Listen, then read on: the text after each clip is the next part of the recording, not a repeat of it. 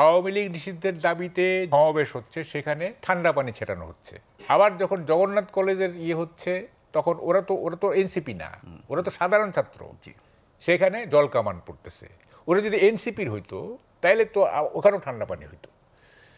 এই জিনিসগুলো তো আমরা বুঝতেছি জিনিসগুলো কি। গভর্নমেন্টের সাথে এই যে এনসিপি, এই সবাই যে বলে যে এইটা কিংস পার্টি, এইটা কি মিথ্যা? এটা কি মিথ্যা? গভর্নমেন্টের ব্লেসিংস নাই এনসিপির উপরে, ব্লেসিংস নাই।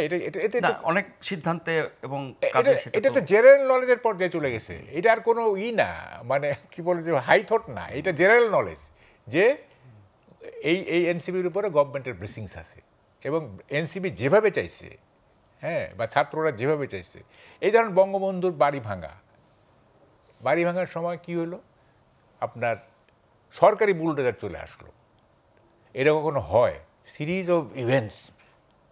এটাতে এটা স্পষ্ট যে এই এনসিপি একটা গভর্নমেন্ট ব্লেসড একটা অর্গানাইজেশন, এবং তারা মনে করতেছে তারা কিন্তু কনফিডেন্ট যে যেহেতু আমরা দাবি তুলছি এই নির্বাচন কমিশন, মানে এই দাবিও পূরণ হবে বলে আপনি মনে করছেন? না, এটা তারা মনে করতেছে, আমার মনে হয় না।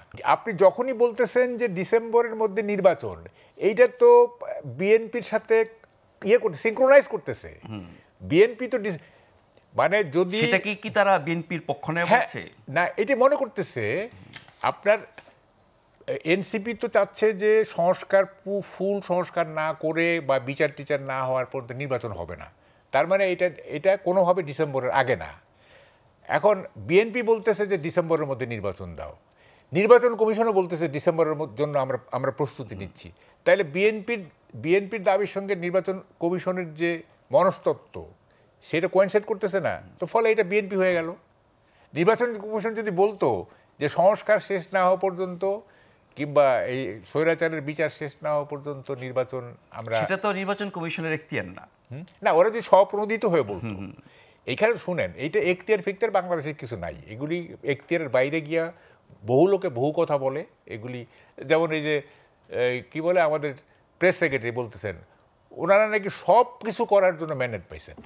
মানে ভাবেন একবার আর কি, আপনি ঘরের চাবি আরেকজনের কাছে দিয়ে দিবেন, এইটারও ম্যান্ডেট আছে আপনার মানে চিটাগাং পোর্টের কথা বলতেছি আর কি। হ্যাঁ, এটারও আপনার ম্যান্ডেট আছে। করিডোর দিয়ে এটা আপনার ম্যান্ডেট আছে।